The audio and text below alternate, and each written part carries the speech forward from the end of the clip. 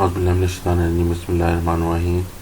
आज हम लोग प्रोग्रामिंग की एक्सरसाइज नंबर 1 कर रहे हैं और ये एक्सरसाइज कहा गया है कि एक कंपनी में तनख्वाह का तयन करने का तरीक़ाकार दिया गया है।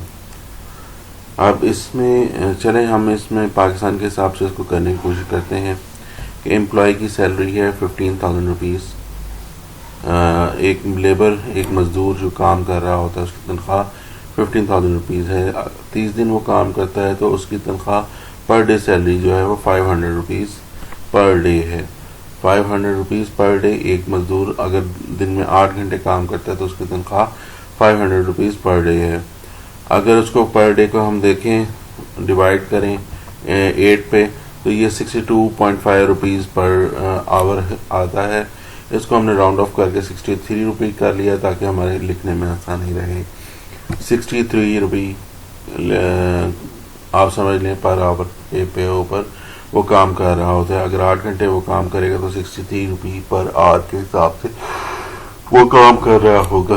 अगर उसका ओवर टाइम रेट देखें तो वो 100 रुपीज़ पर आवर कर लेते हैं कि 100 रुपीज़ पर आवर। तो ओवर टाइम कुछ कंपनियाँ ज़्यादा देती हैं, कुछ उस हिसाब से दे रही होती हैं कि कंपनी की पॉलिसीज़ पर डिपेंड कर रहा होता है कि वो लोग किस तरीके से उस चीज़ को देख रहे होते हैं। अब यहाँ पे मैंने फ़र्ज़ कर लिया है कि अगर वो डेली काम करेगा तो वो जो ओवर टाइम है वो 100 रुपीज़ है।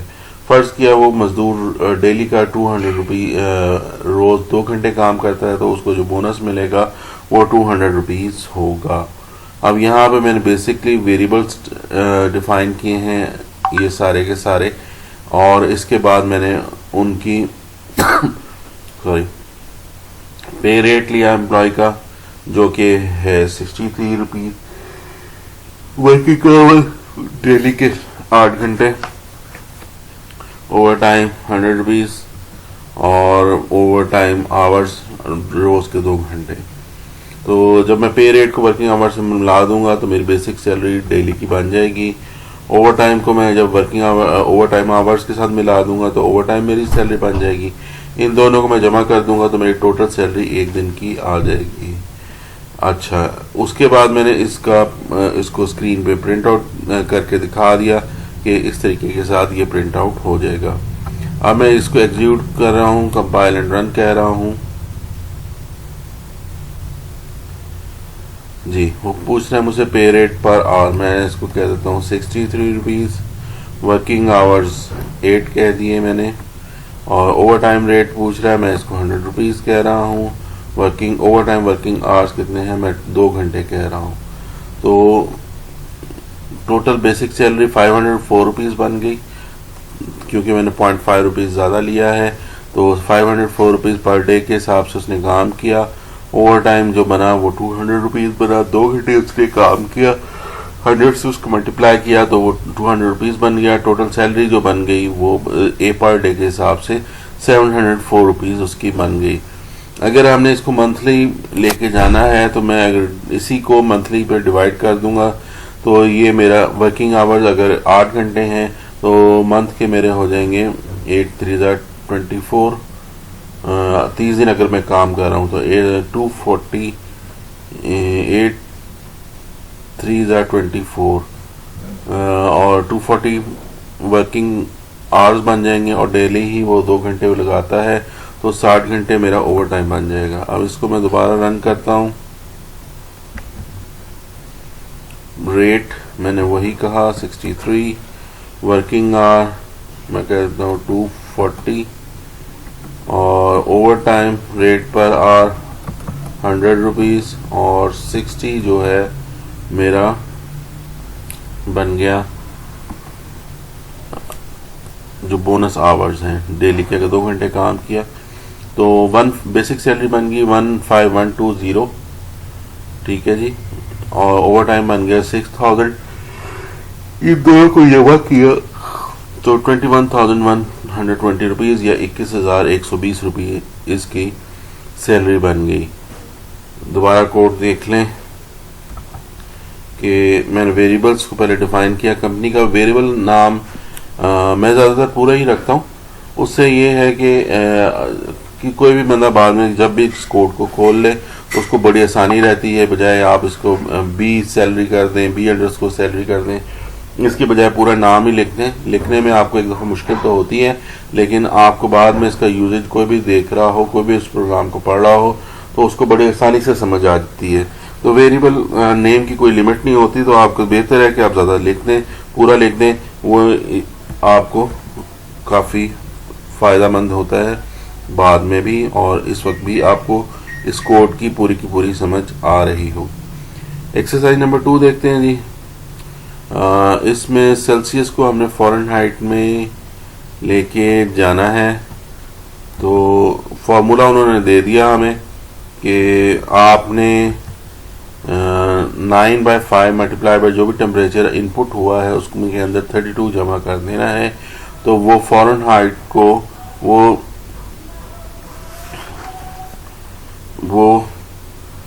इनपुट फ़ारेनहाइट को तब्दील करके आउटपुट में दिखा देगा, फ़ारेनहाइट में दिखा देगा। सेल्सियस की इनपुट लेनी है और उसको रन करके दिखा देना है। अब मुझे कह रहा है सेल्सियस, मैं इसको कह देता हूँ 205, 400 दिखा दिया। अगर मैं इसको कहता हूँ 105,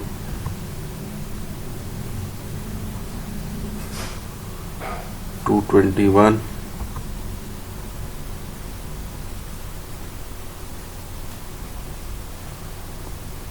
F5,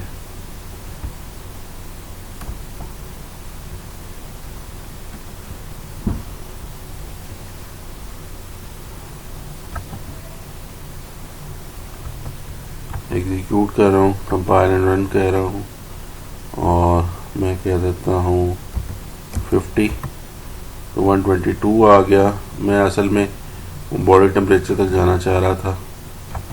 चले, मेरे ख्याल में 37 है, 37 किया तो वो 98.60 आ गया, जो कि ह्यूमन बॉडी टेम्परेचर के आसपास होता है। इस तरीके के साथ सिंपल आपने आसानी के साथ इस एक्सरसाइज को रन कर लेना है। इसमें कोई तुरम खानी नहीं है, कोई किसी किस्म का मसला नहीं है। अगली एक्सरसाइज उससे भी आसान है कि आपने एक प्रिंट एफ लेना है।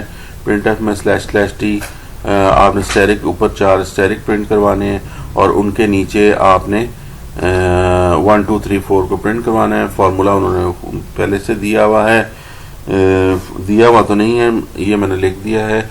ये /t क्या करेगा, टैब करेगा, स्टैरिक प्रिंट किया, टैब किया, फिर दूसरा स्टैरिक प्रिंट किया, टैब किया, थर्ड स्टैरिक, फोर्थ स्टैरिक, इस तरह टैब कर करके प्रिंट करता गया।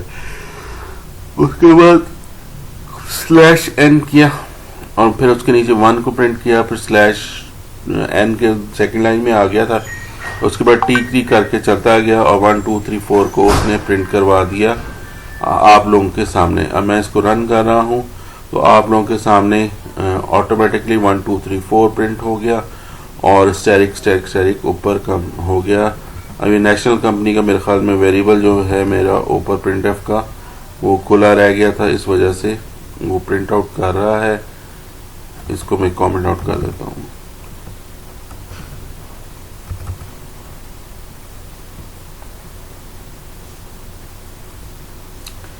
अब फोर्थ प्रोग्राम है,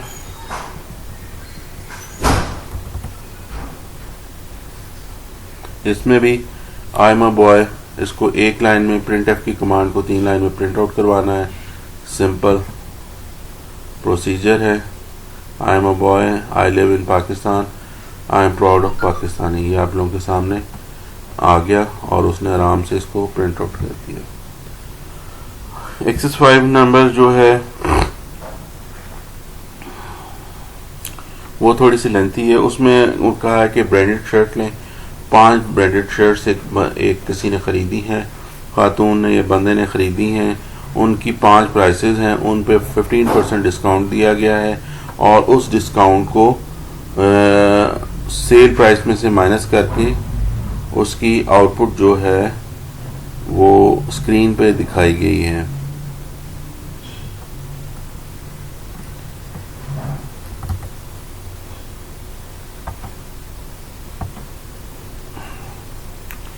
ये आप लोगों के सामने मैंने इसको प्रिंट आउट कर दिया है। कोड मैं आपको बाद में दिखाता हूँ। आप लोगों के सामने शर्ट 1 2 3 4 5 आया, नीचे ग्रैंड टोटल आ गया, शर्ट के रेट दिए हुए 423 320 270 2680, ये सामने आपकी शर्ट के रेट दिए गए हैं। 15% डिस्काउंट दिया गया है। 15% डिस्काउंट को जब मल्टीप्लाई किया गया इसके साथ, तो जो डिस्काउंट आया वो आप लोगों के सामने आ गया। डिस्काउंट आप लोगों के सामने आ गया है। उसके बाद मैंने सेल अमाउंट को डाला है। डिस्काउंट में से सेल प्राइस को माइनस कर देंगे तो वो आपकी सेल बन जाएगी। 423 अगर आपके पास सेल प्राइस थी तो आपने उसमें से डिस्काउंट को माइनस किया तो 359 रुपीज़ आपकी वो बन गई, प्राइस बन गई। और एंड में इसके टोटल ग्रैंड टोटल आ गए। ये 2213 इसकी टोटल प्राइस बनती थी, 331 इसमें से डिस्काउंट अमाउंट उसको दे दिया गया और 181.05 आपकी सेलिंग अमाउंट बन गई।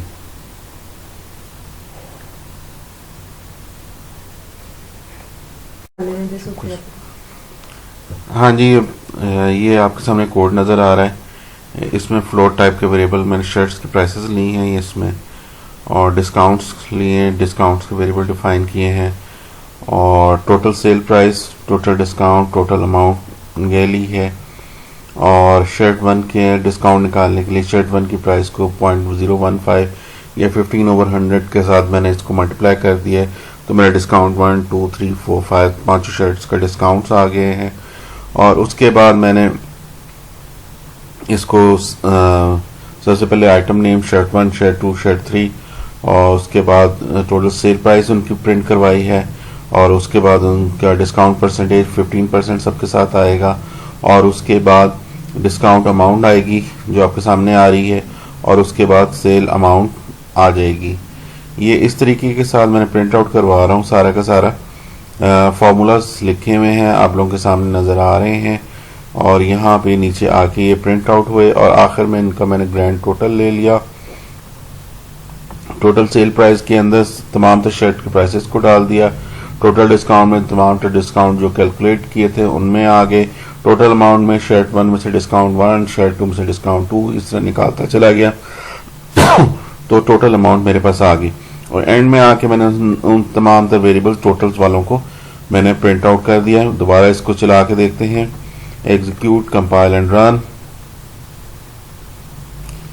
तो इस तरीके के साथ आपका item name, sale price, discount percent, discount amount और सेल्स अमाउंट, ये तमाम तो निकल के आपके सामने आएगी। जो टोटल पेएबल जो उसने कस्टमर से लेनी है 1881.05 रुपीज़ बन गई। इस तरीके के साथ आप किसी भी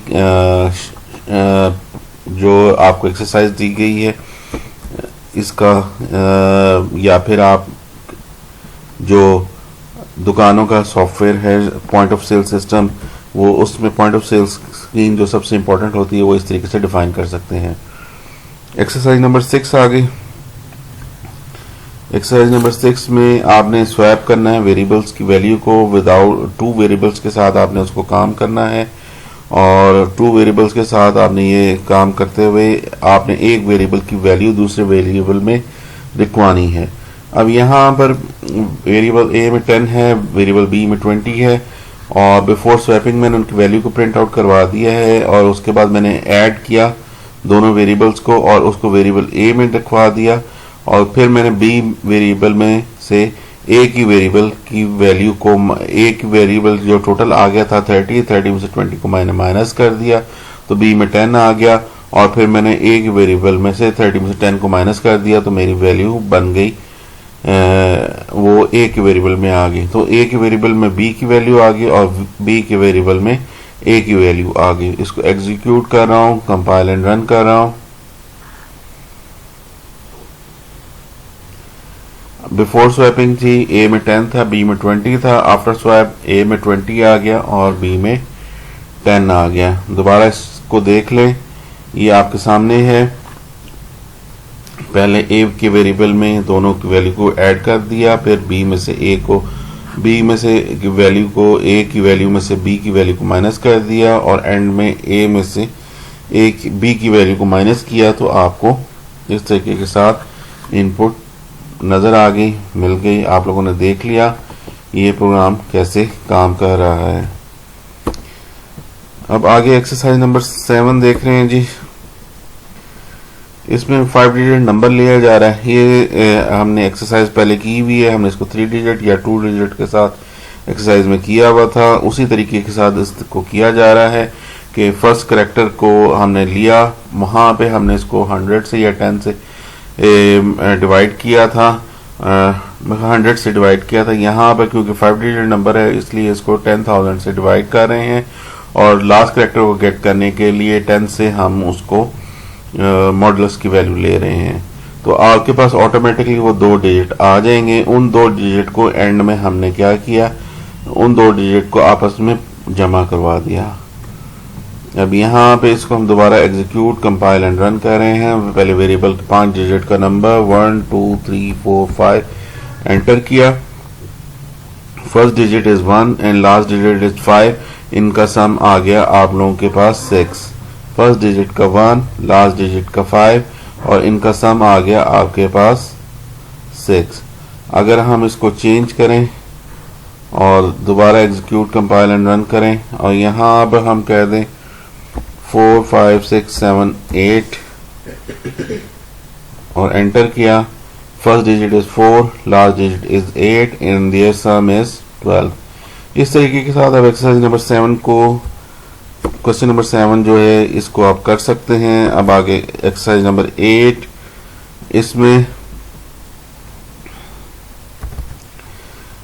इसमें आप ये काम करें कि आपने डेली के एक्सपेंस लेने हैं और उनको कन्वर्ट करना है, सैलरी लेनी है। चलिए पहले इसको रन करते हैं ताकि आपको पता चल जाए कि ये काम क्या हो रहा है। आपने एंटर मंथली सैलरी, मैं कह देता हूँ जी 16,000 रुपीज़। उसके बाद क्या है, बिजली का बिल डालें जी, मैं कह देता हूँ 4600। उसके बाद वो कहता है गैस का बिल, मैं कहता हूँ 800। और under food bill enter food bill मैं कहता हूँ 9,000 रुपीज़। तो मंथली एक्सपेंस शीट बनी जी आपकी कि इनकम थी आपकी 16,000 रुपीज़, मंथली एक्सपेंस जो आया वो 14,400 आया, 1,600 रुपीज़ की आपको सेविंग हुई। अगर आप इसी फार्मूले को 12 ईयरली पे डिवाइड मल्टीप्लाई कर दें तो आपकी 1,92,000 या 1,92,000 रुपीज़ आपकी ईयरली इनकम बनी। ईयरली एक्सपेंस जो था वो 1,728,000 आ गया, 1,72,800 रुपये।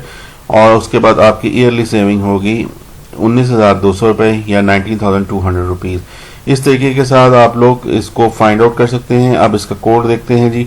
कोड में पहले आपसे सबसे पहले मंथली, मैंने वेरिएबल जो लिए मंथली इनकम ले लिया, ईयरली एक्सपेंस ले लिया। इससे आपको पता चलता रहता है कि आपके ईयरली एक्सपेंस कहाँ रखवा रहे हैं, मंथली एक्सपेंस कहाँ रखवा रहे हैं। मंथली एक्सपेंस में आपने इनकम ली सबसे पहले, टोटल मंथली इनकम, उसके बाद इलेक्ट्रिक बिल लिया, उसके बाद गैस का बिल लिया, उसके बाद फूड का हमने बिल लिया। एक्सपेंस आपने फाइंड आउट करने थे तो मंथली सेविंग आपने फाइंड आउट करनी थी। तो टोटल मंथली इनकम में से आपने तीनों बिल्स को माइनस कर दिया। तीनों बिल जैसे ही माइनस हुए तो आपकी मंथली सेविंग आ गई। मंथली एक्सपेंस क्या थे जी, आपके इलेक्ट्रिक गैस और फूड को आपने जमा करके मंथली एक्सपेंस में रखवा दिया तो आपके पास मंथली एक्सपेंस आ गए। उसके बाद मैंने जब ये कैलकुलेशन हो गई तो मैंने इनकी तीनों को प्रिंट करवा दिए मंथली एक्सपेंस के अंदर।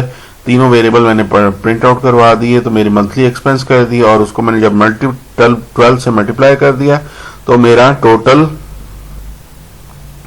बन गया ईयरली एक्सपेंस। दोबारा रन करके देख लेते हैं जी इसको।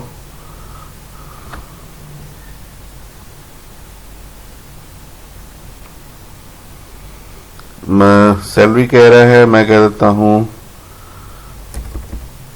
चलें 90,000 रुपीज। बिल अमाउंट मैं कह देता हूँ 2369 और गैस अमाउंट 1896 और एंटर बिल अमाउंट मैं कह देता हूँ 24,000 इसको मैंने एंटर किया तो 90,000 मेरी इनकम थी। 61,735 रुपीज़ मेरी मंथली सेविंग बनी मंथली एक्सपेंस ज़्यादा, वो 28,265 का था।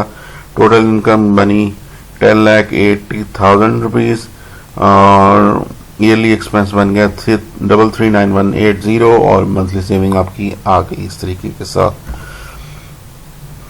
इंशाल्लाह कोड प्रोवाइड करने की कोशिश करूंगा, आप लोगों को लिंक प्रोवाइड हो जाएगा जिसके थ्रू आप लोग इस कोड को डाउनलोड कर सकेंगे।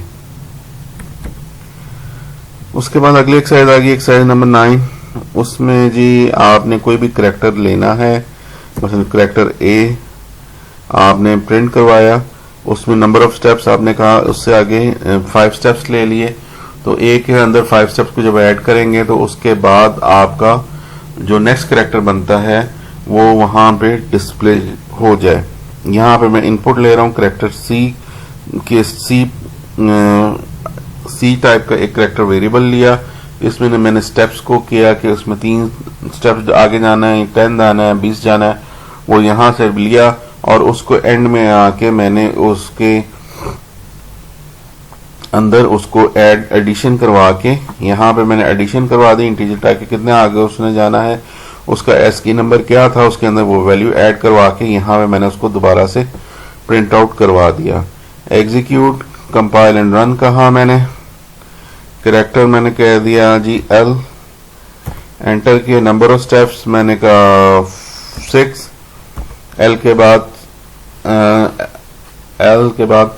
6 स्टेप्स आगे जाना है और वहां पे उसने आर को प्रिंट करवा दिया।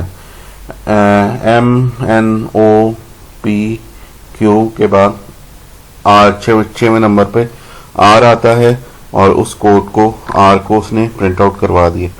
ये आप लोगों के सामने इजीली ये यहाँ पे देखें, इस तरीके से आप लोगों ने इसको प्रिंट आउट करवाना है। इसको कमेंट आउट किया मैंने और एक्सरसाइज नंबर 10 जो कि लास्ट एक्सरसाइज है, जो सबसे मुश्किल है और सबसे छोटी है, बड़ा आसान तरीके से हल हो जाती है। आपने रेडियस लेना है और रेडियस को आपने उसका एरिया ऑफ रेडियस निकालना है, तो इसका फार्मूला वही है पाई आर स्क्वायर।